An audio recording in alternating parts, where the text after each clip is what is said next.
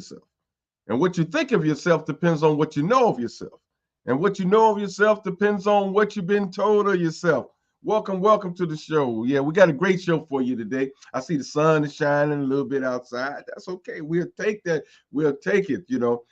Some things going on around the globe, around Cleveland. Hey, this is some interesting times for us. So we got to keep ourselves uh, to connected. That's a good word. We got to keep ourselves connected to what's going on because it's plenty. It's plenty and some serious decisions and some hard decisions is going to have to be made as far as this country is concerned on which direction that we're going to go. That is the big question. That is the big question. We're in this fork in this road, and what are we going to do? But at the same time, Black folks still have this issue that I see of identifying who they are and what they are. And we got conspirators all over the planet doing their best to keep us from the truth and hide us from the truth. And I think it is critical that we know who we are so we can move forward and do something about our situation.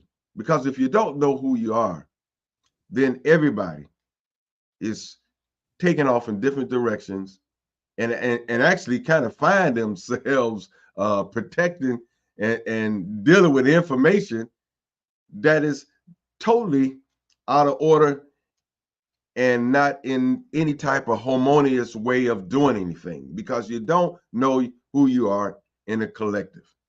So we got our good brother coming on today, but before I introduce him, we're gonna go to our remote studio and talk to our brother Vince. Vince, what's going on? We got a lot going on in Cleveland this weekend, including the Greater Cleveland Urban Film Festival. So I would encourage you to go to the website gcuff.org and find out what films are showing and which ones you are interested in. Get a ticket, get a pass, support. It is a great festival. It is one of the premier festivals, and best of all, it features the work of Black filmmakers. So I would encourage you to do that. Also, just wanted to mention briefly that I did attend the event that we had promoted last week. It was 1,000 Black men, boots on the ground. They want to engage Black men in the voting process. So I went to the event. Mayor White did deliver quite a stirring speech yesterday. And former Mayor Frank Jackson was also there, and former Council President George Forbes was in attendance as well. It was a great situation, and I did a write-up on Facebook, so you can check out my Facebook page, and you'll find out all about what happened last night. So that's what's going on. I'll be leaving Cleveland to go to Pittsburgh to shoot the Pittsburgh Jazz Festival as soon as we get off the air today. So that's what's happening on this side of the planet. It gives me a great deal of honor and pleasure to introduce you to the person who has joined us for today's broadcast. He is Asar Imhotep. He has a new website address, so we're going to make sure that you get that so that you can find out about all the great things that he's doing. But with that, I want to introduce you to someone who is not a stranger to 360 Info Network. He's been with us several times, and we always look forward to the knowledge that he brings because this brother brings it. Welcome to 360 Info Network, brother Asar Imhotep. Peace and blessings. Peace and blessings. Thank you for having me once again. I am always honored and feel blessed to converse with you, good brothers, and your audience. So I'm glad to be here. Thank you. All right. Right on. Well, we appreciate you taking out the time to really, to come and talk to us. It's just always great, and we tend to come and check with you time to time to get some updates, on your research and some of the projects that you're doing. So with that being said, is there anything upcoming or any projects that you're working on or still working on that our listening audience need to know about?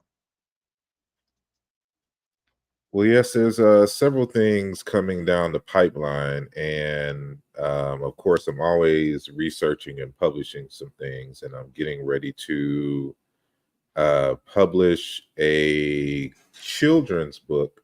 It's not mine, but it's for Dr. Chilima Lima Mukinge, who we published his previous book Muntu and Zombie, Human as God's Special Creation. And it's an analysis of the Baluba people and their religious tradition in comparison with other African traditions. So, but the next book, the children's book, is going to be a fictional tale, but it's going to be fully colored and alike. So I'm looking forward to that. And then I am preparing and making the steps in terms of this reanalysis of a reconceptualization of hip hop and hip hop culture under the label of Joshe.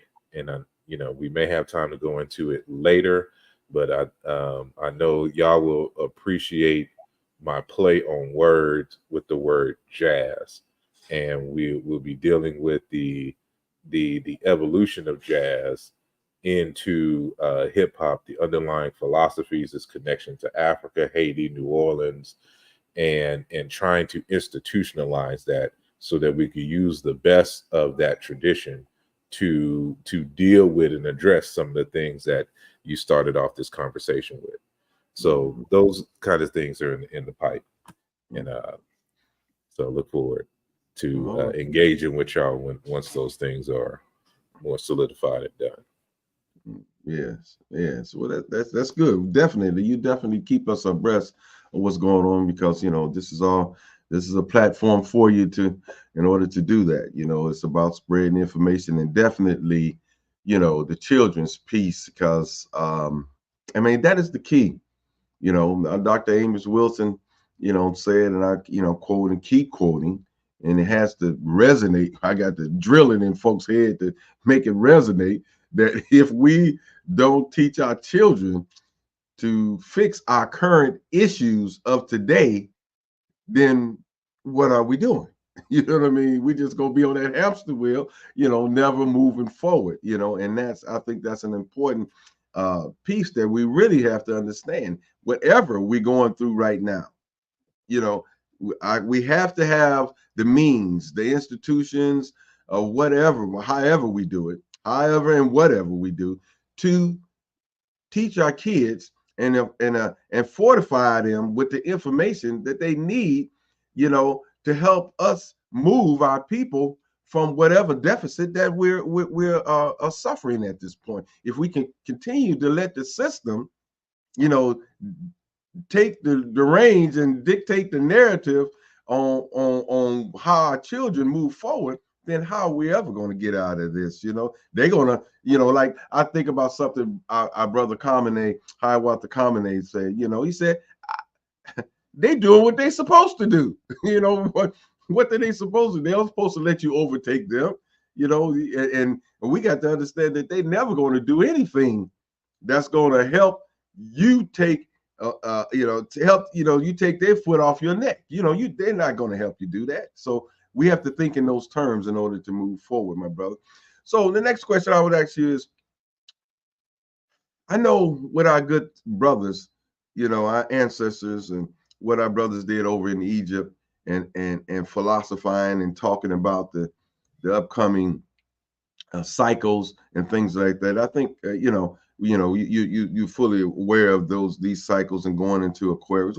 There's a lot of information starting to come out, and that's starting to make a lot of people uneasy about this consciousness, especially on the continent, and this awareness and things of that nature is starting to make a lot of people uneasy. And I think, and I'm seeing some of this stuff across the globe.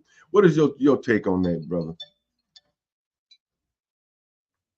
You muted, Asar. Sorry. Yes. Well, y'all know I'm no stranger to the controversies and the backlash of Africans reclaiming African history, especially with those in Northeast Africa, now known as the Arab Republic of Egypt. I put in the back chat, the private chat of this live discussion, a link for y'all to kind of have and see. And I just want to kind of read something real quick. And it is dealing with, so the link that I sent you is the latest. So if you remember from 2022, myself, Dr. Theophilo Binga, the Hoppy crew, Dr. Leonard Jeffries, and Professor a whole Small. bunch of others, Professor Small, Rosalind, of course, Dr. Rosalind Jeffries, the wife of Dr. Leonard Jeffries, you know, and a host of others were to go to Egypt, and we're going to have a conference in Nubia talking about, you know, the African heritage and reclaiming our histories, and what does this, you know, kind of mean moving forward. So everybody on this panel are top-notch scholars, world respected scholars. And so the mere presence, the mere idea of us coming to Egypt started a backlash where there was a lot of protesting, and there was even threats to a couple of people's lives, if I understand correctly. And, you know, this is something that we have to face on a daily basis, just trying to share this information, because people don't want to deal with the fact that they're holding on to artifacts and a history that doesn't belong to them, and that is related and relatable to peoples as far as West, Central, and Southern Africa, right?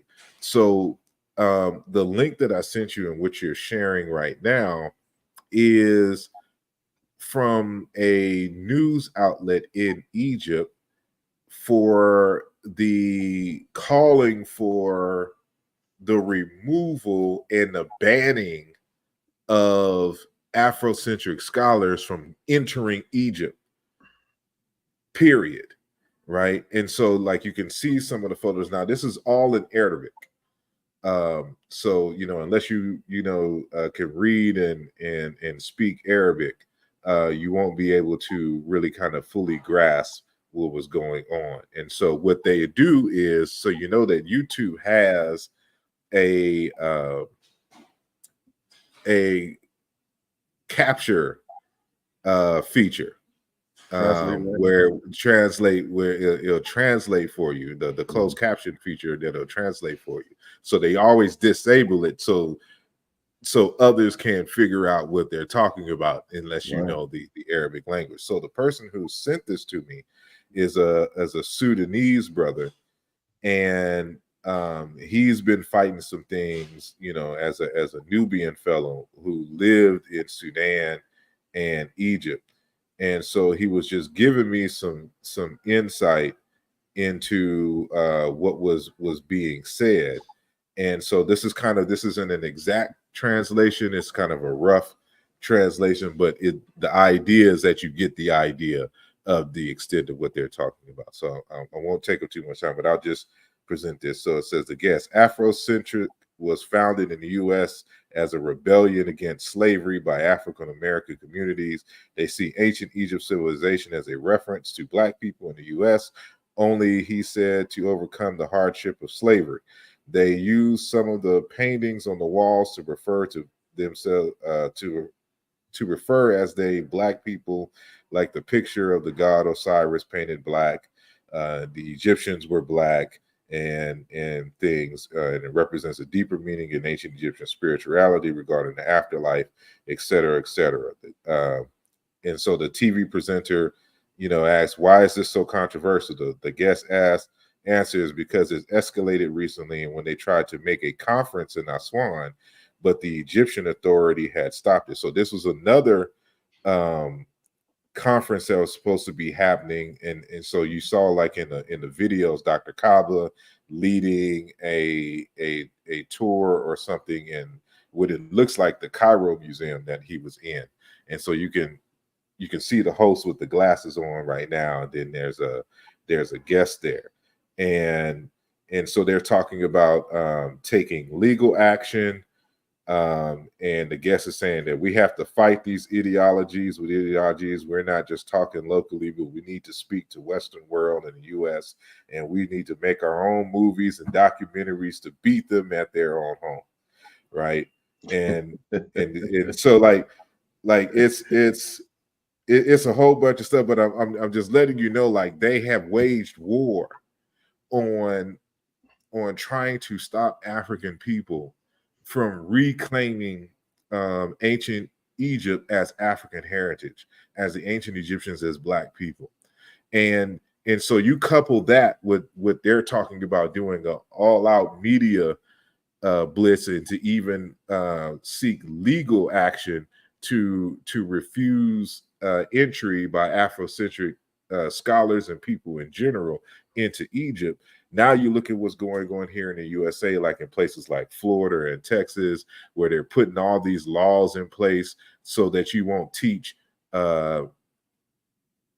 Black studies, African history, and even critical race theory, which was a master level course in the university, but they wanted to stop it at the head and try not to have it being taught in your K through 12 schools as well. So we're the reason why there's a lot of people not being able to identify with some of the things that we're talking about, because there is a concerted effort in all parts of the globe to suppress our story and to block our voices in the scholarship, from coming out and bringing about these histories, because it doesn't paint the European or the Arab in a very good light. And so what we say to that is, so what? It is a history that we have to know so that we don't repeat it again, and they're more worried about their feelings versus the forward movement of humanity. And this is why these conversations and these texts and this research is vitally important, because people just don't understand the extent to how far others are going to ensure that we do not have a voice, and that the truth does not get told about who we are, what our history is, and our relationship to the world. And that is foundations. So that's amazing. You're absolutely right, because you you have to think about it, and this is a part of our awakening, that should be our awakening, because of the efforts that are taking place. I mean, they already did a good job in hiding so much information on this continent about us, and some of the things that has been done to us, the dirty, those things are just not coming out. And our ancestors talk about it and prophesied about the information coming out and the changes and things like. So I think they feel so threatened. They feel so threatened about this. So, and that's the question. And could this be on why they linked up with Hawass, that came out here to America to start touring and talking about the Egyptians is Black? And I mean, you're thinking here in America that this tour, this threat, is going to amplify, and we're going to see more of this to come. Is that what you're saying? And so is this what we should be warning our people about, or should we be preparing ourselves for this assault? Yes, we should be preparing, and we've been preparing, but we need to be more vigilant about our goals and our efforts. And African people outside those who adopt Christianity or Islam are really non-proselytizing people, and that has suited us well for thousands of years. However, in this climate, we're going to have to adapt and be more proselytizing in our message, being more aggressive in terms of getting the word out, because these people are there's a large group of them that believe it is their divine right to suppress Black people, African people, and they're working from a religious point of view for this. Others are working from an economical standpoint, right?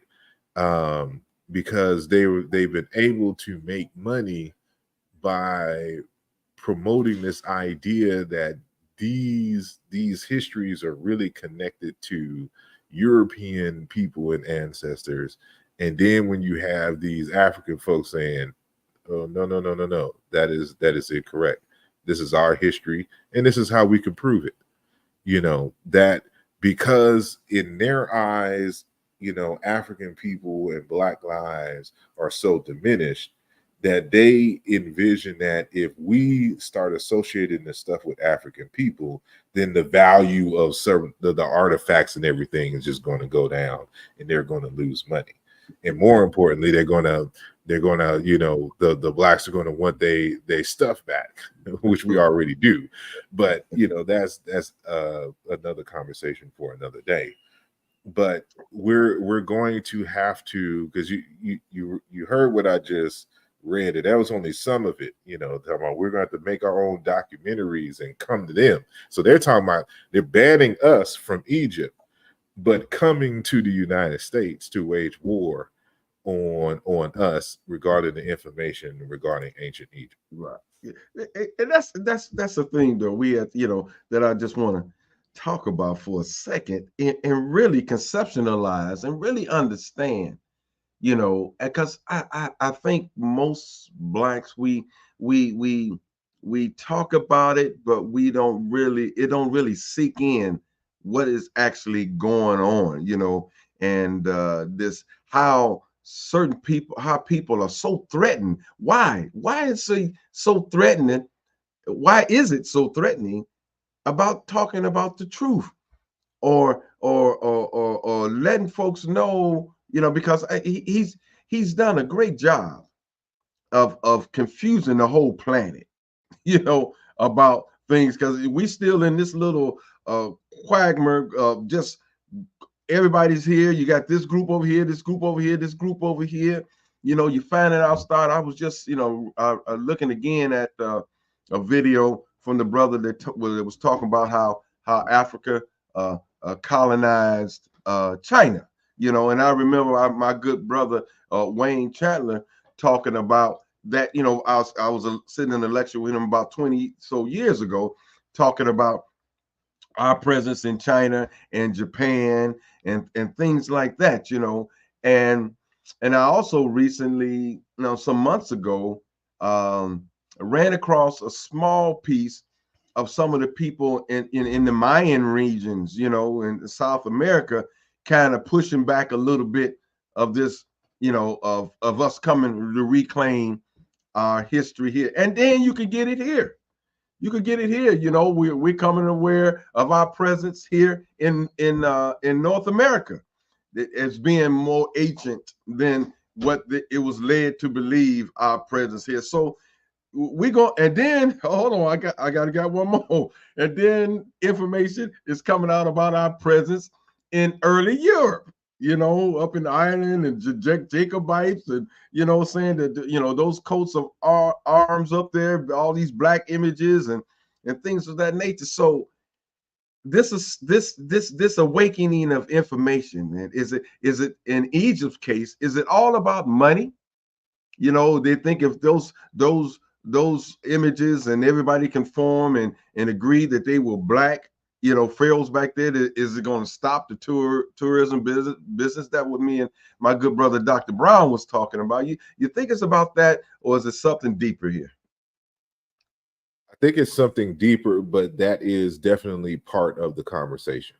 Because again, as I stated, for the past 2,000 years, in various contexts, Europeans and Middle Easterners have been exploiting African people for so long that, they've been able to sustain their economies off of the exploitation of African people.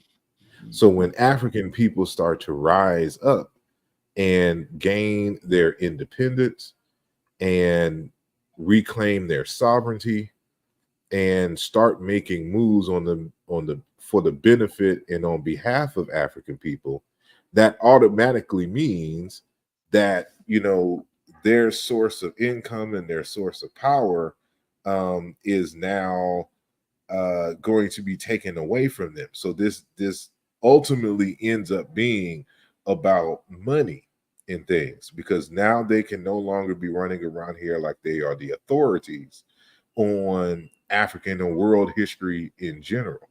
And so that's on one thing. But then there's we have to address this fact as well. So just because African people have such a great and glorious history, and in their aspects of it that's not so great and glorious, that does not mean that everything that is great and glorious in the world has to deal with African people as we understand.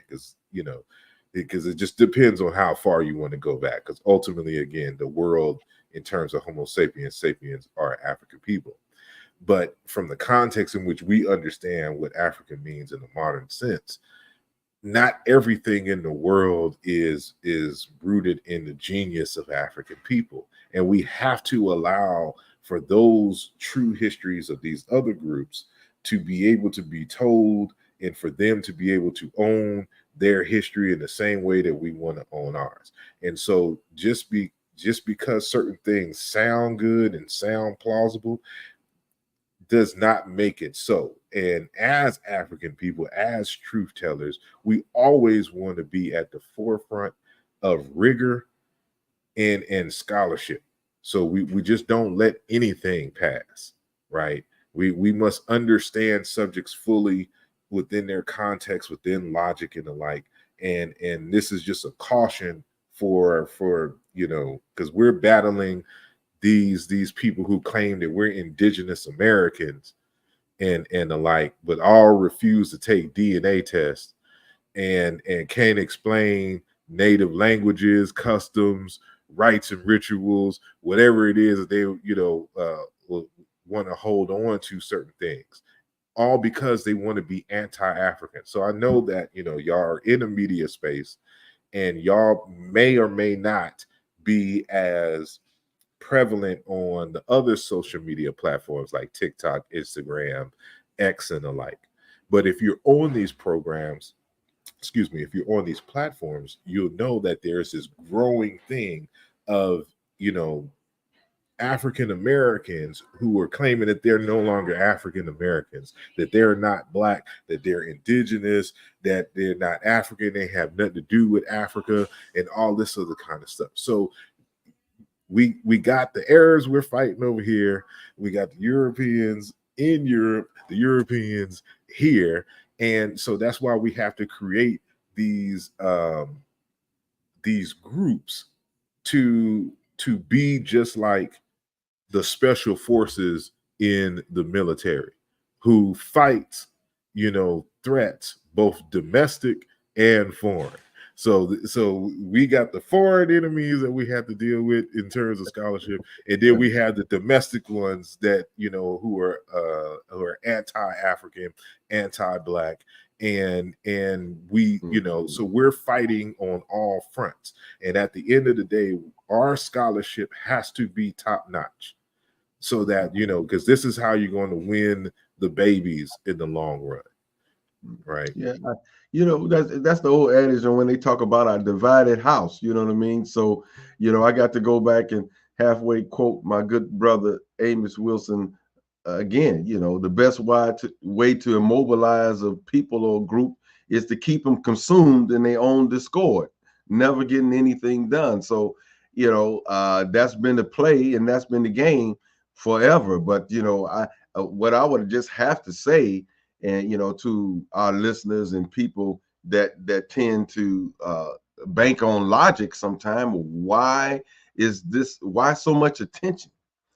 Why so many lies? Why so much attention is being put into keeping a lid on the truth or just information about it?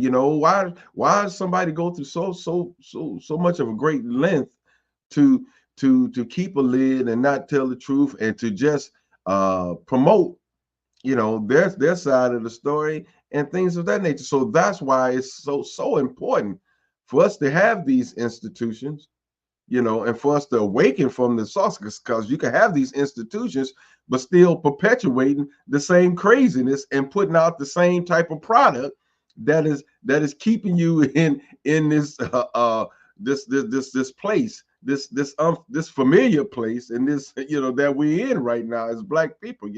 But I believe in our ancestors. I believe that, like this country, nobody stays on top forever. If you understand and know history at all, nobody stays on top forever. This little time that we dealing with right now, in the scheme of dealing with time, is just a little short time that we're dealing with what we're dealing with right here. And our ancestors got it right. This truth is going to come out, and this change is going to happen the way if you like it or not. It's going to happen. It's going to come out, this information. So what you're seeing right now is the scramble. What you're seeing right now is the scramble of them folks. And, they want their country back here, and they talking critical race here, so they're trying to keep a lid over here. So all these tentacles is out there trying to hold down the truth, but it's going to boil over and it's going to come out. So before I get your take on the Sahel stuff, and some information that I just reminded myself. We stumbled upon a video talking about all the information that's underneath the Aswan Dam. These villages, 45 different villages in Nubia is covered with water and things like that. That's just a testament again on how they trying to hide the truth and keep the truth away from us, as well. We're gonna bring our good brother Brother Vince, into this particular conversation. My brother. Yeah, I just had a couple of observations. Earlier in the program, we were talking about education, and education is knowledge, knowledge is awareness, history is what we are concerned about. And to think that they would want to erase our knowledge of the past and our connection to it.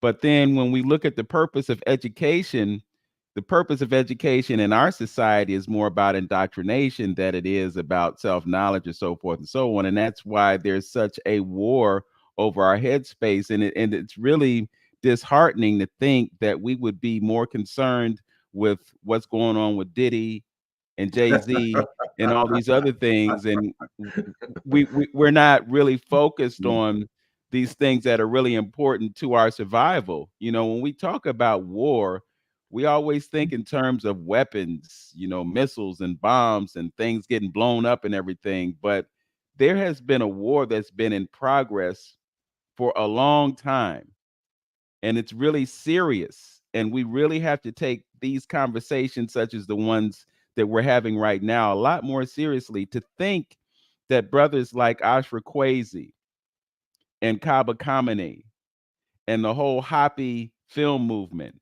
all these folks who are bringing our attention to that part of the world and the importance of those things, would be denied the opportunity to express.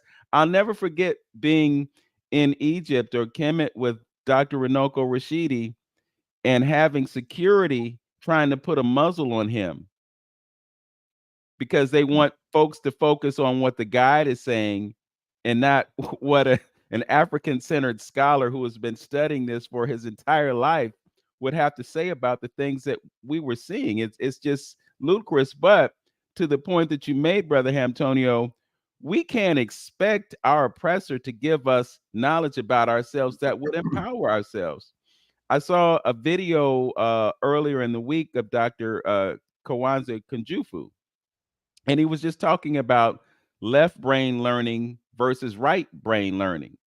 And the left brain learning that they are giving our children in school it's counterproductive, because it doesn't give them the balanced learning approach that they need to be successful in life. So it comes back to the necessity for us to educate ourselves and not depend on others to educate us. And that's why it's so important that brothers like Asar are doing what they do. But I guess the real question that I have, Brother Asar, is how do we engage our own people in pursuing this knowledge and information and pushing back on the algorithms that are programming them into a mentality that doesn't really fit their survival? Well, that is a multi-front assault that has to happen. But the first has to be with the self. And to the point that if African history and the study of African history and knowledge and the adoption of African value systems and social ways of being is in fact right and exact and valuable, then it should be seen in our lives for the people to see and be drawn to it because of the aura, the success you obtain, and the character that you exhibit as a human being. So before we can truly just be out there teaching, we have to embody the values of what it means to be African and human in the greatest sense. And we have to figure out ways in which this information, at the end of the day, translates into food, clothing, shelter, and great human relations. If we can do that in our personal lives, it will shine and it will exhibit. Because, you know, you have to know your people. And Black folks don't believe nobody when it comes to information and things being shown. We are the show me people. Before you try to come proselytize it on me. See, it's different with like the religious stuff because they kind of grew up on that. And we have, you know, centuries of history, you know, and in terms of the institutionalization and stuff like this. But being African centered or whatnot, people are going to be skeptical about it because, you know, for a long time, there was this notion that one had to be kind of a poor righteous teacher. And in this place of inflation, and it costs so much to buy bread and the like, right? And we're worried about living paycheck to paycheck and jobs and the like. There has to be a different way and approach for the people. And so it shouldn't just be simply that, you know, the Dogon knew where Sirius B was, right? Like, it's good information, but who cares? But if you create a program where a lot of young people can come after school and learn how to put together telescopes, let's just say, right? And to look in the stars and calculations and how this information can be put on a resume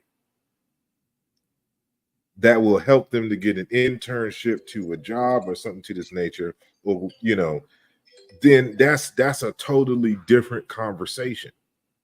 Because again, a lot of the conversation that we want to have with our people is really for the people who have been in it a while, who who can digest this and understand the information for information's sake.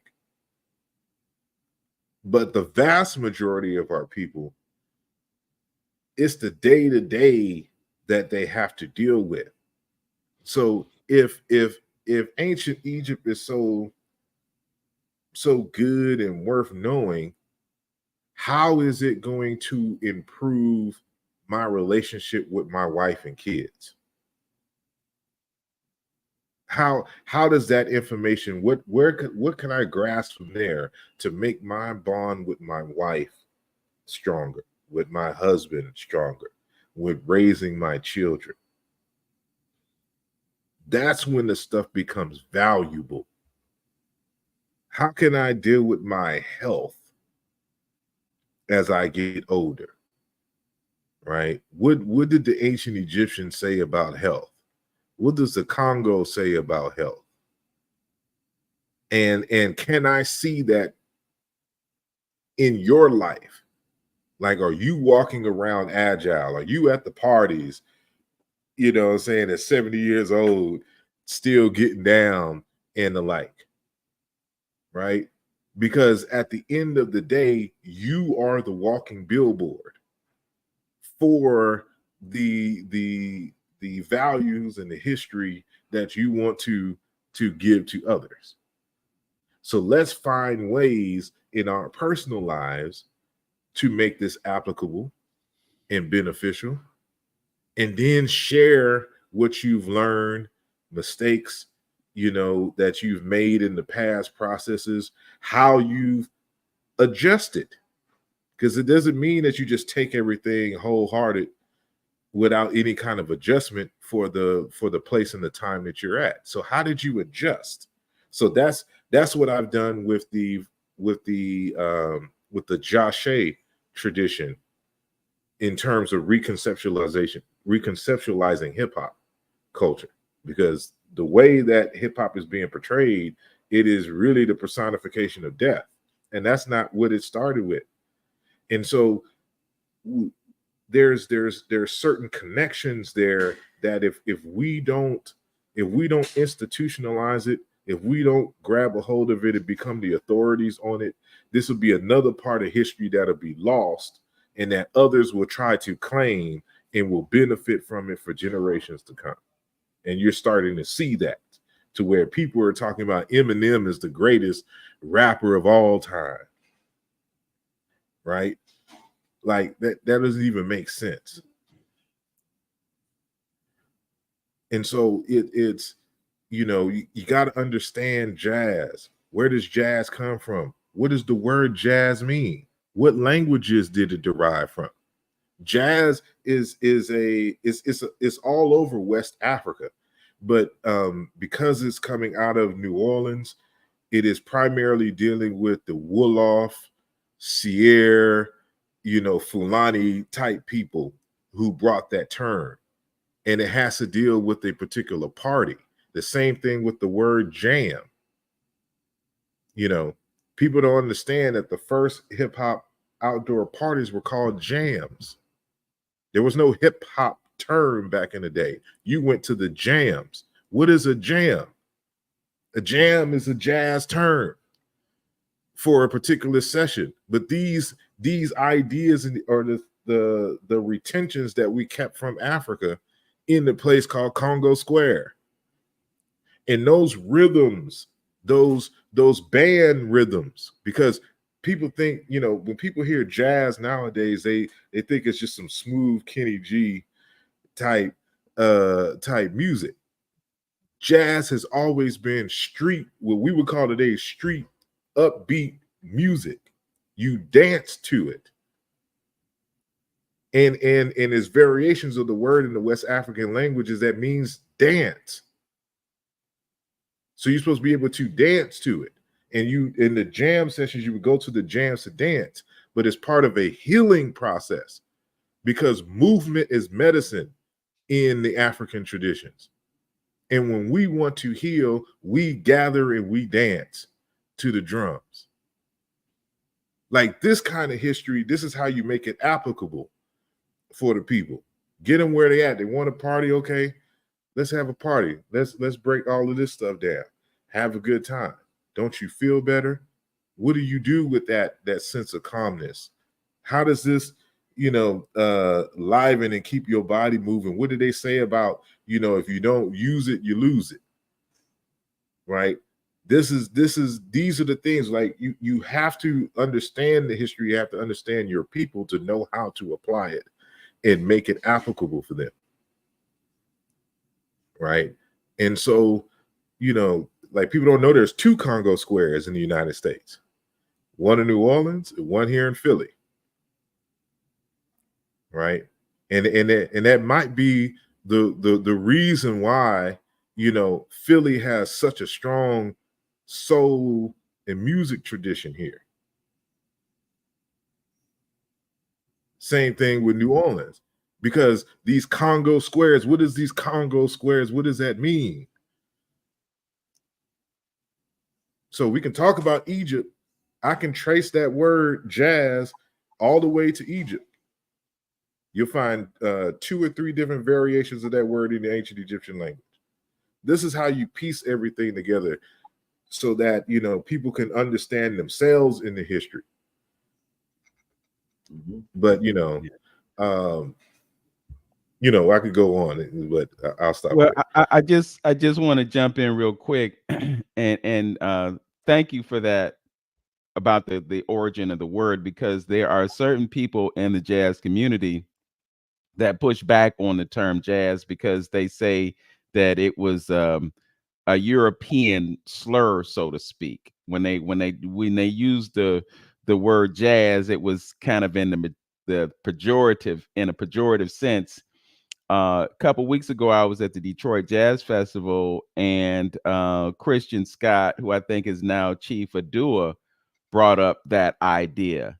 And, so there's this idea of describing it as Black American music and not using the word jazz. But if you're saying that the term jazz actually has African roots or an African origin, then it kind of pushes back on the idea that, and Miles Davis was another person that didn't like the word jazz. He didn't want to have his music described as jazz. So this is really, really enlightening, bro.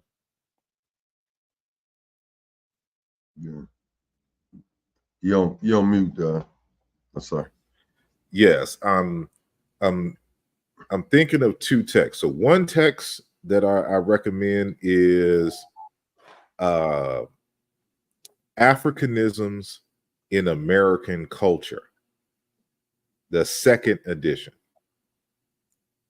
And it is edited by Joseph E. Holloway. And the other text, I'm trying to remember it.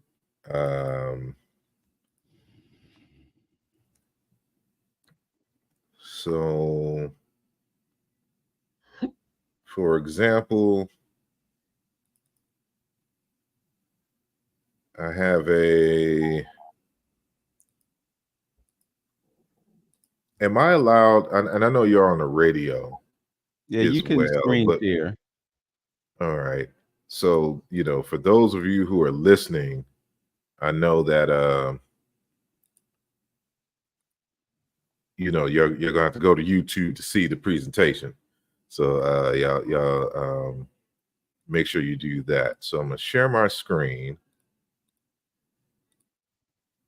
Right, and let me know. Okay, so now I'm going to, from the current slide. So this is the text that I'm talking about. This is one of the texts. This is Africanisms in American Culture, edited by Joseph E. Holloway. And this is Joseph Holloway. And there's going to be, because I've done lectures on this, there's a chapter in here on retentions of African words in African American vernacular English that has just become part of the English word.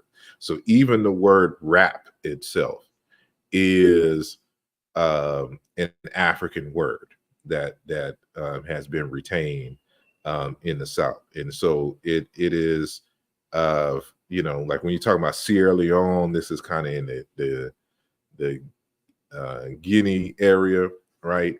And it means to con, to fool, to get the better of someone in verbal play, right? To speak to greet, to flirt, to make a pass at a girl, to speak in a colorful way, to tease, to taunt, to con, to fool, right? So, you know, when somebody's spilling a rap, it's kind of exaggeration, just fly speech.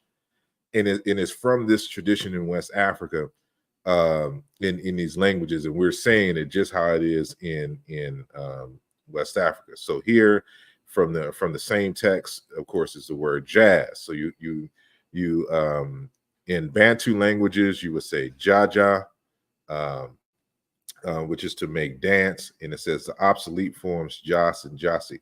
Now it's ironic because in when I was first presenting this information to a colleague of mine, a Yoruba brother who's an engineer, and he informed me. So, like in most Yoruba texts, it'll just say "ja" as a word for dance, but where he was at, he was like the word. You know, they still say in his area "jasi" for the word for to dance in the party, right?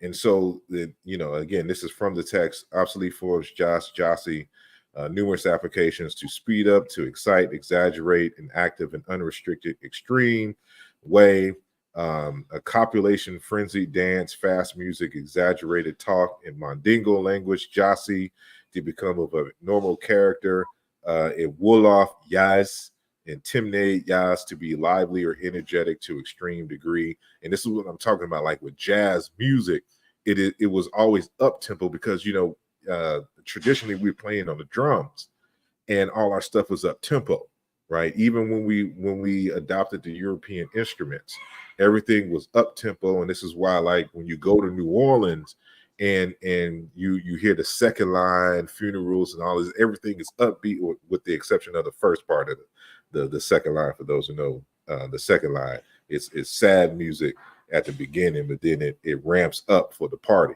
And That's right. you know, and you know, we know Frankie Beverly just passed, and his family hasn't had a funeral for him yet, but he was so well beloved in New Orleans that they gave him a jazz funeral, right? With him not even being there. They had a cutout of him in the tomb. Yeah, I see and they that. did Mhm. a second line. But Mhm. that's African. Matter of fact, we're familiar with the Dogon people because of Marcel Griot. What people don't understand is Marcel Griot lived with the Dogon for like over 30 years, and he even fought on behalf of the Dogon against the French, for which he was a person in the military, in the army. So he fought his own people for the Dogon, and he was initiated into the Dogon lore. So when he was back, Marcel Griot was back in uh, France, and he had passed away. Once they got the news that he passed away, they gave him a priest, a king's funeral. And they did exactly what the people in New Orleans did with Frankie Beverly. And it's all on video. You can look this up on YouTube, right? You know, New Orleans is the most African city in the United States. Second comes to where our folks are in the Gullah Geechee Islands, right? And like, this is the word they have on here for jam.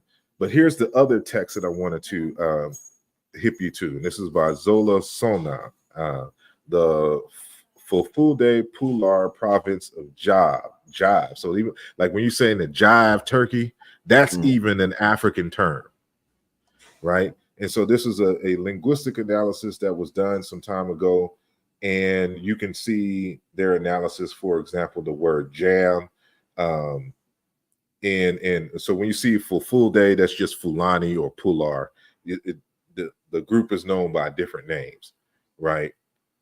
And it comes from a root meaning to sing in songs and the like. So when you would like with my family is critical in the birth and the proliferation of Zydeco music out in Opelousas, Louisiana, right? And I would hear about these stories about the elders who would just have these quote unquote jam sessions under trees out in the country in Opelousas, right? And where they would have the jam sessions and they would all be, you know, part of these songs that they would call the jams, right? And this is where we get these terms for. And more on the jam.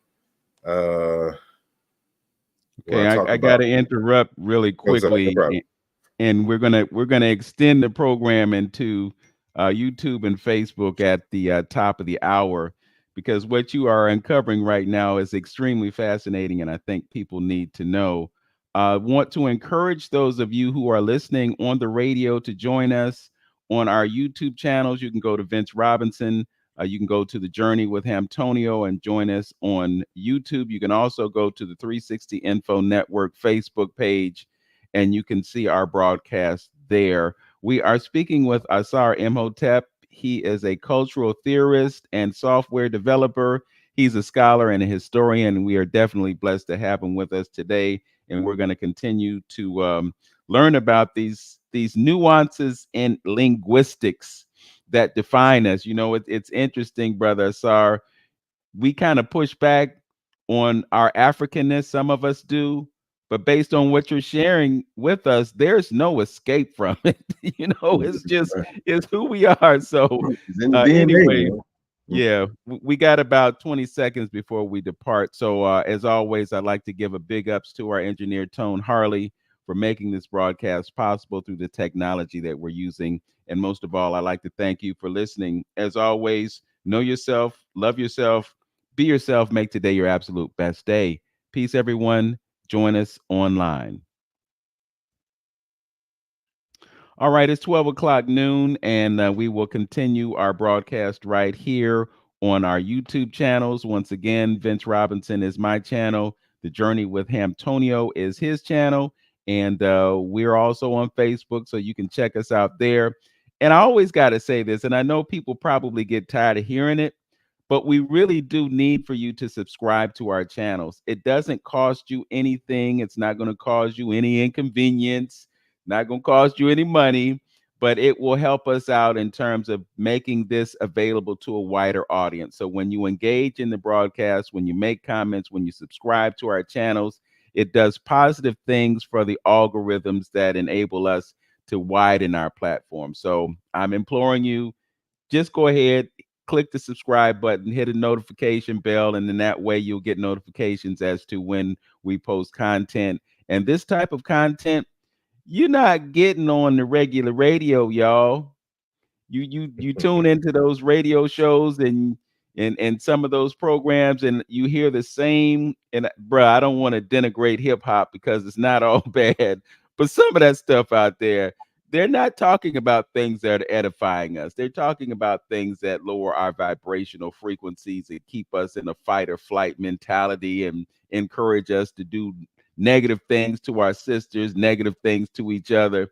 You know, we really have to raise the bar in terms of our music. And there are artists that are conscious and aware and are using their music to do positive things in our community. But I want you to get back to the presentation that you were making and continue the point before we had to interrupt. And you're muted, Asar. Okay. Yes. I was just, you know, giving some resources, and there's some, you know, some others, and maybe we'll have to do a more concentrated conversation just on that topic in terms of the evolution and proofs of these terms. And so what's part of the conversation is that there has been a long standing debate on whether African people who were enslaved here in the United States totally lost all aspects of their traditional cultures, and everything was just brought up anew here in the United States. And that's why I like the text like Africanisms in American culture. And it's another text as well that I want to recommend. And it's another one that has uh, that information as well. It's called The Bantu Speaking Heritage of the United States by Winifred K. Voss. Right. And this text here is rare now, is out of print. So if you try to find it on YouTube, not YouTube, on like Amazon, somebody's going to try to charge you $3 million for that book. But if you have a local library that has it, go to the library, just sit one time, and it should come up for you, or you should be able to kind of read it from there. And it is a very important book, and it too goes through all of the details in these jazz terms, or these terms like jazz and rap and jive and boog. Like when you talk about, like, well, for me as a former b-boy, the kind of freestyle dancing that we would do, we would just call it booging or booging, kind of short for boogie. But that word boogie, or to boog, is an African term. There's a lot of terms that we use in the culture that derive directly from Africa. And that is a conversation in of itself. But that's why it's important, one, for the presence of Africana studies, whether it be formally on the college campus or informally in the community, such as this particular platform here and others that are utilized on the net. These are the conversations that connect us to the history. And the more and more people, have their way in trying to get rid of Black studies, and not have Black history taught in the schools, the more and more we're going to see of our young people who are disconnected from Africa, disconnected from the people. They want to be everything else but African. So we're going to be Hebrew Israelites. We're going to be the lost tribe of Shabazz. We're going to be indigenous Indians. We're going to be Moors. We're going to be Chinese, Mayan, anything but African. And that's problematic. And even if you accepted the fact that they were mixed with Africans, I can guarantee you 9 times out of 10, whatever makes these groups good in your eyes is because of the African influence. I can almost guarantee you. Right? And so like this, there's a debate going on right now on who started hip hop. Like there's Puerto Ricans and others claiming that they were at the foundations of hip hop and they equally contributed. And then you ask the critical question, well, what of your culture ended up in hip hop? And this is why there's a problem with trying to start hip hop in 1973 at a party.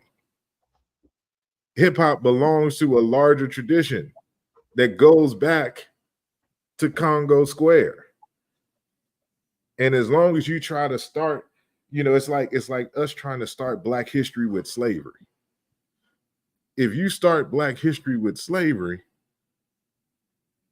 you're just lost in the sauce all the way around, because it assumes you had no history prior to that. And then, who you are is now, disconnected to thousands of years of history and human experience. Right. And it's the same thing when it comes to hip hop. There's no hip hop without jazz. There's no hip hop without funk. There's no James Brown without jazz second line music. His two drummers were trained on second line music. There's none of that without the HBCU band culture. All of those funky drums that you heard with James Brown in the 60s is the stuff that you would hear from the bands, the collective band culture. That's our tradition in the United States that is built on an African template. There was new instruments, even the drum set is an invention of Black people out of New Orleans. Because before that, there was individuals, like there was individual persons who had each particular instrument. And then a brother said, you know, I ain't walking around with all that. I'm putting everything together. We're going to invent a kick drum, and that catapults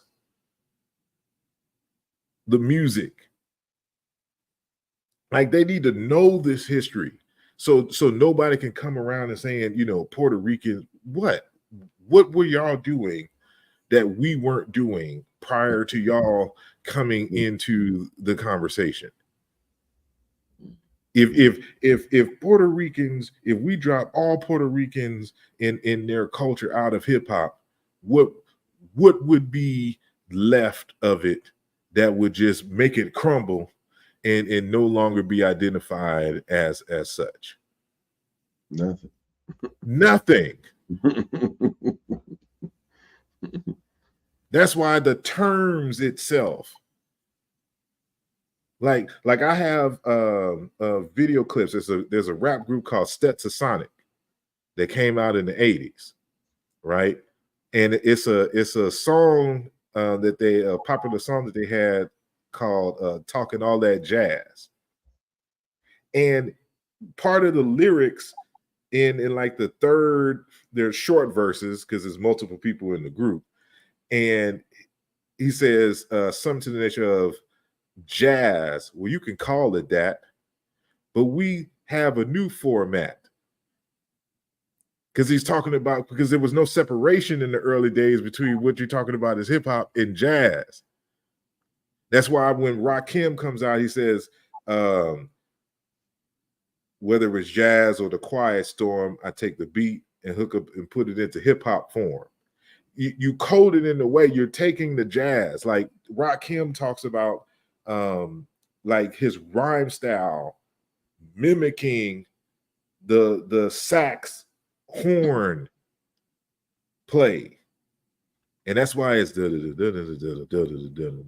it changed rap, because before then everything was, I'm the hip the I'm the say, I'm the do any day. Then here comes Rakim with the jazz iterations, changed the way that people rapped. You know, yes, that's the group Stetsasonic, Talking All That Jazz. You know, like like people need to know all of this stuff. This when jazz was reintroduced, because there was a period where when the music for hip hop was all jazz, soul, funk. And then in the early 80s, it became electronic music, digital. It just sound real, just drum machine, but it had no soul to it. And this is when everybody thought it was going to be a fad. But when they reintroduced jazz, even DJ Jazzy Jeff in the Fresh Prince coming out in 85, 86 had a song, a touch of jazz. That's why it's a Touch of Jazz Studios. When Rakim comes into the mix, when De La Soul and a Tribe Called Quest, Jay Dilla, all the it's the jazz era. That's what made the golden era of hip hop, because of the jazz element. And as soon as we started drifting away from the jazz and started going into this gangster rap,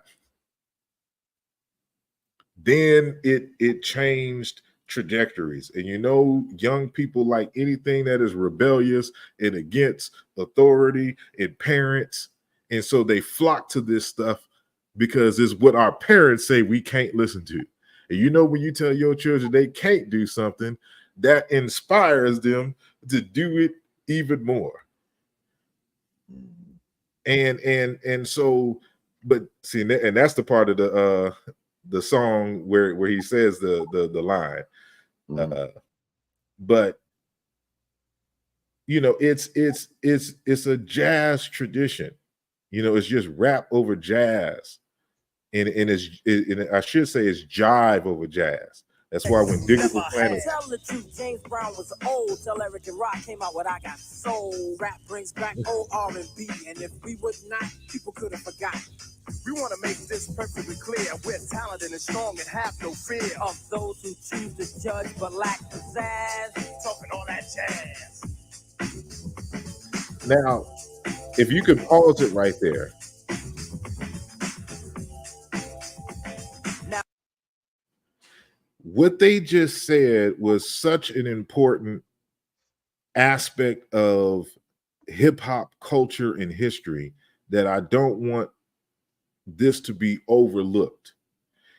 Because remember, James Brown was old already by 67, 68, 69.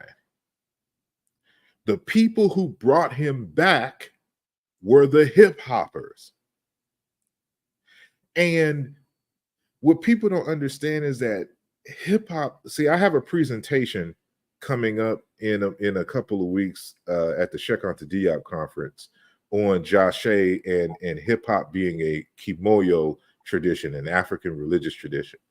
Because at the heart of hip hop culture is ancestral veneration. And the way that we keep the ancestors alive is to remake their songs and their traditions. I mean, remake their songs and remix them and give them a new flavor and a new light. We call that sampling and remixing. That's the tradition. So when he said that James Brown was old until the hip hoppers came, you know, he's saying that we bring the elders back. Otherwise, these music would die, jazz would die. But ancestral veneration is a central part of the tradition of hip hop. Of Black folks, which of course is as you said it perfectly, which is a part of African culture, African people. See, if we divorce it from that conversation, then hip hop don't make sense, and we won't know where the drift came. But brother Asar, let me jump in and ask the question on that, because that's what I wanted to kind of bring together, you know, by us doing that and making those connections. You think we can get our young folks interested in, because my attack and my way of trying to do this, for number one, I know most of us as a people are followers. And I know that they talk about you're not going to get everybody on the same page at one time. So I think that's why it's so important for us to control certain mediums, like, you know, the music and the images and things like that our people are seeing. I think that's one of the biggest stumbling blocks that is stopping us from moving forward with our type of indoctrination. Because everything is, like Vince talked about education in the beginning. Everything in your culture that you teach and all that is about a certain indoctrination. Unfortunately, we are living and dealing with the European indoctrination, and that's what's got our spirit all crazy, and we all out of joint in reference to that.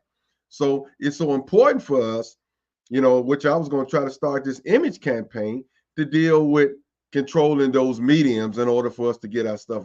So I'm saying, with that being said, because you talked about turning some of this knowledge into something tangible that our young folks and our people can grasp and turn that into, maybe some of it can equate to money, like you're saying, or obtaining that food, things of that nature. But my approach, which probably can work simultaneously with what you're just saying, though, is in locking the mindset, or something like what the last poet said, what, free the mind and the behind will follow.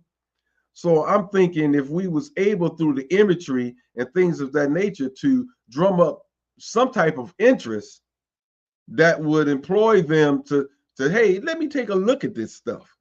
I think at the same time, like what you're saying, bringing forth the information showing that and that long ancestral connection, that genuine foundational connection with what they're doing might stir up some interest to look at some of those ancestral traditions and values and maybe come around intellectually, to understanding some of the stuff that our ancestors have laid down. Your thoughts on that? Yes. Y'all remember the movie The Karate Kid? Yes. Did y'all see both Karate Kids? The original and the one with Jaden Smith, Will Smith's son? I didn't see that one. Yeah. All right. Well, y'all at least remember the first iteration where Daniel's son was instructed to wash the car and to wax the car. And he's confused because, he came there to learn Kung Fu, or he learned karate. They changed it to Kung Fu in the second, but to learn karate. And he had to teach him a lesson in that moment. In the second movie, that scene is changed because, again, the fighting style is now Kung Fu for the one with Jaden Smith. But he has him putting on a jacket and taking off a jacket. Putting on a jacket, taking off a jacket. The first movie, wax on, wax off. Wax on, wax off. Right?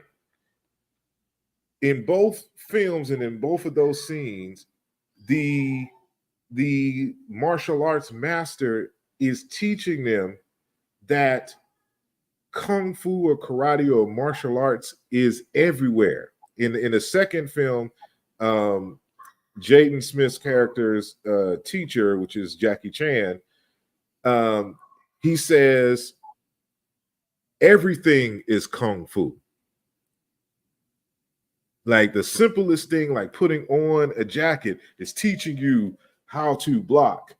It's the same thing with the wax on. So if anybody who's ever taken any kind of martial arts, these are certain blocking techniques, but you can also use it, of course, to wash and rinse your vehicle, right? There's a Chinese proverb that says, before enlightenment,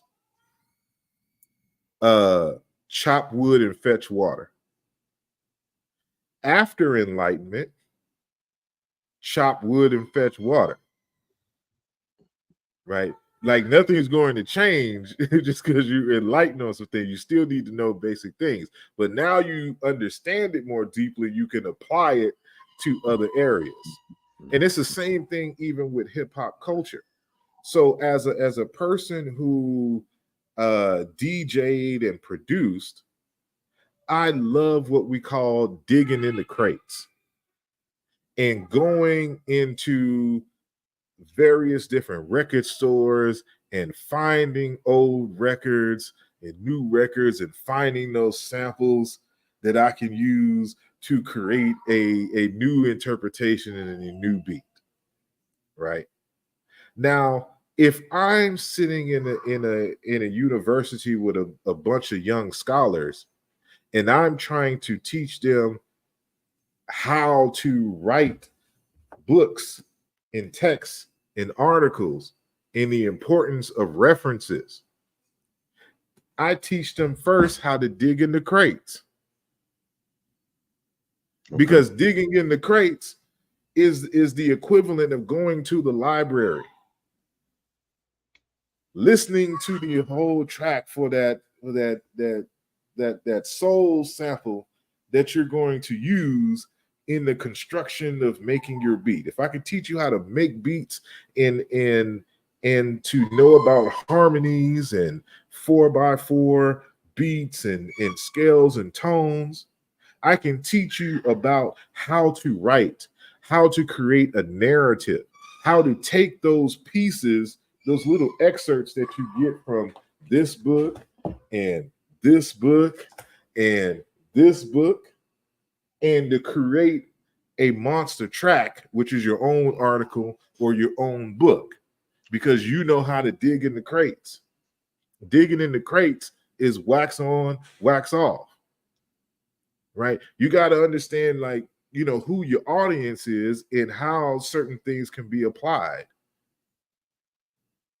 You know, hip hop has within it, you know, you call it braggadocious, but it's not about braggadocious. It's about, what's the word? See, and when you're religious, you do what we call affirmations. In affirmation, you know, you're speaking certain things into existence on your life. When you have a vision board, rappers do that for themselves in terms of the rhyme. They're just affirmations. They build confidence. That's why in the Joshe tradition and the reiteration, what we're calling MCing and rapping is called afoshe. Afoshe is a Yoruba phrase, and it's about the ashe in your speech, the ability to make things happen or to make a reality on command. That's the confidence that if you have afoshe, you can speak in front of people and articulate well and be able to get a message across. You can speak your life into existence, which is why you don't go around speaking death. Which is why, like, Biggie Smalls has an album, his first album is called Ready to Die. Ready to Die. Tupac, all he talked about was going to jail and having visions of being killed.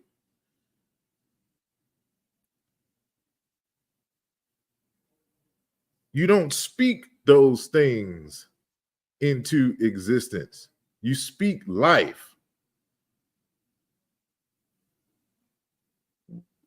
And then there's another aspect of hip hop where people don't realize is that when you introduce yourself to the public, you let them know who you are, where you're from, and the struggles that you've had to overcome to get here. Because hip hop is about towering over adversities and learning new strategies to win in life.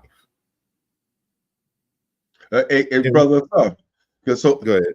It's just to say so right there. So that's why it's so important to control it, the information.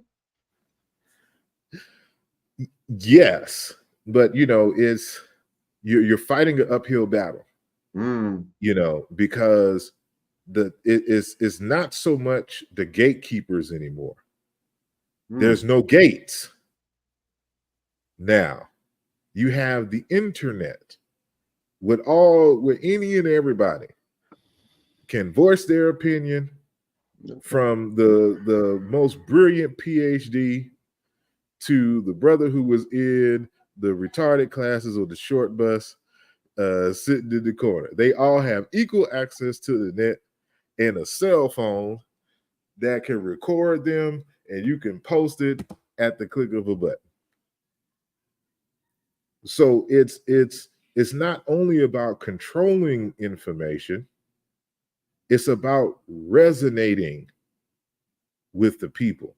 Because again, Black people are show me people. That's why, like, you know, people don't understand the culture in terms of why do they wear the jewelry? Why do they have to have the clothes? Because one, I just told you in terms of strategies on how to win and overcome. And here's my proof. Now we can debate it, but it's the logic of young folks, right? Here's my proof. I got the Jews, I got the car. You know, my spirit, my skill set, my believing in myself allowed me to win. And here's, you know, some of the proof of that. Now, as of course you grow and mature, that conversation changes, and you see that, you know, because hip hop was such a young culture, you didn't have elders in hip hop until now, right? The LL Cool J's, the Nas's, and just, you know, their conversations are different when they get older. You know, so on one level, you got to expand that young people talk about young people's stuff, and they have a young person mentality, right? You know, the brain doesn't fully develop until age 24, 25. They're going to say and do some young people-ish, right? So it's, again, it's just understanding the people, being able to have a message that resonates with them both aesthetically and substantively. But more importantly, it's institutionalizing the tradition. So like when I go back home to New Orleans, right? And we talk about the second line, you see elders, men and women in the middle, teenagers and babies, all out there in the Indian outfits, in whatever garb, they all playing instruments. There are schools set up and learning how there's just family traditions. There's certain groups that is just in the family. So they pass it on.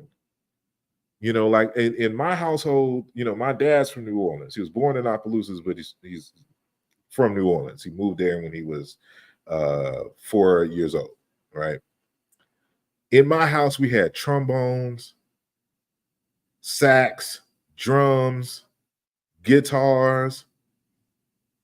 My dad was, you know, of course, he was in the brass bands back in New Orleans, but he also was in the church band, you know, when we moved to Houston.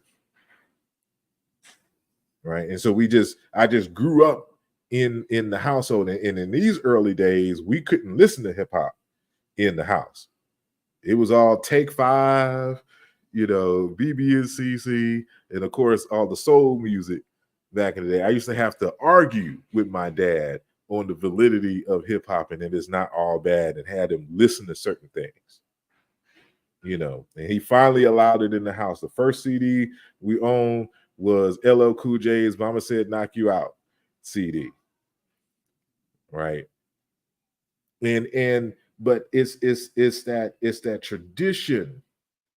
There's a reason why, like, all those people came out for Frankie Beverly, and in no time, with just like word of mouth, in a couple of days, thousands of people ready to go, because it's a tradition. A lot of people. It got to be about 10,000 people out there, man. I was like, my God. Exactly.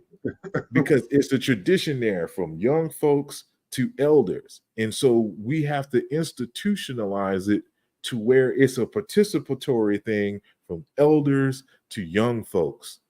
And in understanding that cycle, and things are going to change in terms of the sound, but there's still a connectedness there, that the integrity of the tradition, it maintains even with its iterations. And that's what hip hop doesn't have at the moment. And that's why, you know, because people don't understand, there's hip hop and then there's rap. And rap music is everything that we argue against. Because hip hop already, as a culture, it has already its moniker: peace, love, unity, and having fun. If it's not that, it's not hip hop. So the moment, like there's a rapper by the name of Special Ed, And he's known for that song, I Got It Made, I Got It Made, that came out in the 80s. And he was recently on a Drink Champ show, which is a podcast where they do a lot of drinking, and hip hoppers come and tell their stories about their life and things in hip hop music. And he made the statement that NWA ushered in the destruction of hip hop and black people because of the gangster rap stuff, and he caught some backlash for that.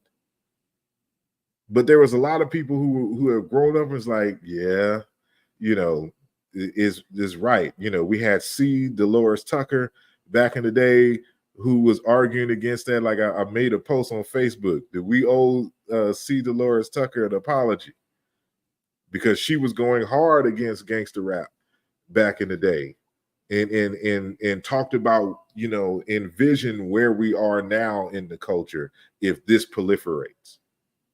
Even Common, back then he was known as Common Sense, got into a beef with Ice Cube and basically the whole West Side Connection because he made a song, I Used to Love Her, and her being a metaphor for hip hop.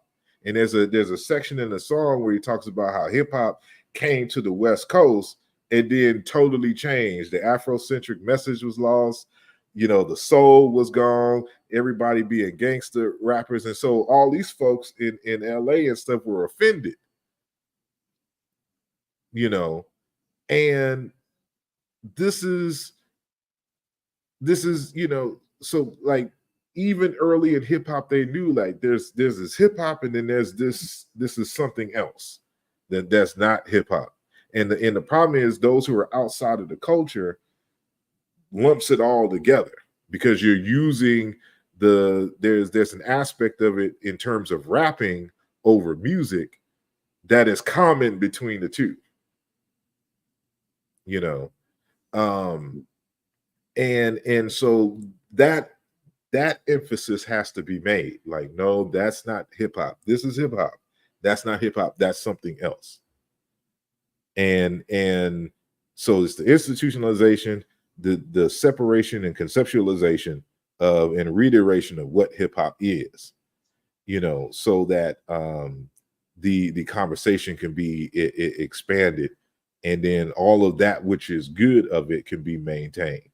Because it's just, changed form. Even Miles Davis, there's an interview with Miles Davis where he's talking about the hip hop and how, hip hop has become, such a big phenomenon in the 90s. And he was, talking about traditional jazz and should we teach? And he was like, no, jazz needs to be, because he was emphasizing that jazz was just the music of the day, and if you try to keep jazz in that particular mind frame, you lose the people. Like, this is the new form of it now. And I know that Robert Glasper has been having that conversation again, the pianist out of Houston, Texas, because he did all the traditional jazz, but he wanted to do something different. And so, but he got more famous doing it in his way that's more connected to the hip hop culture. And this was something that he, reiterated that, it's adaptive. Our music is adaptive. So that's why I named it Joshe as a play on words. It's the Ashe of jazz. If you understand what the Ashe is, and it's different iterations. So that's when I say Afoshe, the Ashe of speech, of potent speech. There's Orinshe, which is the Ashe of the music. So whether you're DJing or whether you're a producer of the music. Then there is Ashe Gun, because people understand that martial arts, we spoke about martial arts earlier, is an integral part of hip hop culture and development. And then there's the Iyashe, the drawing, the graffiti, but we're not limited to graffiti. It includes all the art, the visual art, urban visual art, right? It's the ashe, the soul, the spirit that is important because it's going to manifest itself differently. So as long as you can keep the ashe, the integrity of the ashe intact, then everything else, you know, will fall into place, and you'll be able to easily adapt it to whatever time period and whatever region you're in because you understand what the ashe is. You understand what soul is. That's what kimoyo is. Moyo is a word for soul, spirit, heart. And we didn't have the words because we lost most of the words here in the United States. But there's a phenomenon in linguistics called a semantics that you still have the underlying meanings and linguistic associations, even if you adopt a whole bunch of words from foreign folks. So we didn't have umoyo, we didn't have ashe, so we just called it soul music. Because all of our music, the spirit, it is come from the spirit. It comes from the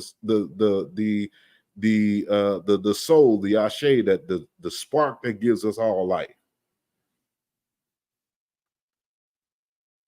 And this is the heart of the conversation. You never lose the soul. Matter of fact, Scarface, the rapper, has an interview asking who stole the soul. Why is it no soul music, no love music coming out that's being promoted for the culture? Even Tank, who's an R&B singer, was and he said something that and I know that he's not on this level of reading, but Amos Wilson said the same thing in terms of it's your love, Black folks' love for each other that is the greatest threat.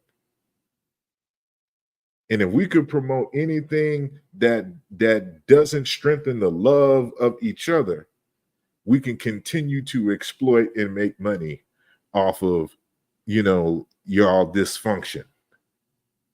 Going back, it all comes back to what we were talking about at the beginning of the conversation. The reason why this information is detrimental to them is because it empowers us and it forces us to love each other and strengthen and empower us, because when we love ourselves, they can no longer exploit us. And their whole existence is based upon our exploitation. Yeah. That's a great point, and I think it's a good point for us to end the conversation on, because really, I mean, in the final analysis, love really is the answer. And the more we love ourselves, the better off we'll be. You invoked Robert Glasper. Robert Glasper is supposed to hit the stage somewhere around 8 o'clock tonight. So I'm looking forward to seeing and hearing him. And I just, again, I want to thank you for bringing us this knowledge. 2 weeks, I wish I could be there. I don't know if you plan to circulate this on social media, but I would love to see that presentation and perhaps host a program where you can share that information with our viewing audience, because I'm sure that they would want to hear it and take in that great information. Before we leave, I just want to give you an opportunity to promote anything that you would like to promote. Share your website and bring folks into Asar Imhotep's digital world. Yes, I'm on all social media under Asar Imhotep. I'm going through some issues with my old domain name, asarimhotep.com. So you can find me on osirimhotep.com, OSIR, and then IMHOTEP.com. So Osir is really how you would say it, the name in a modern African language. So it's the correct way. But when I adopted Asar, that's how it was being pronounced in the early 2000s. So I'm not mad at it. So I go by both. You can say Osir or Asar. It's fine. But you can go to osirimhotep.com to find me directly. But on all the other social media, it's going to be Asar, ASAR, Imhotep.com. I mean, All right. Imhotep. Got you. Brother Antonio, any parting words? Yeah, I just one of the takeaways I think we should really internalize is when he made the statement about how, in a sense, how Tupac and Biggie kind of spoke uh, stuff into the existence. So the importance of what you say, how these words are vibratory energy that goes out there, and your consciousness of what you think and what you bring in. That's all important, And when we talk about education and institutions, something that Dr. Leonard Jeffries always say, whatever it is that you got, Africanize it.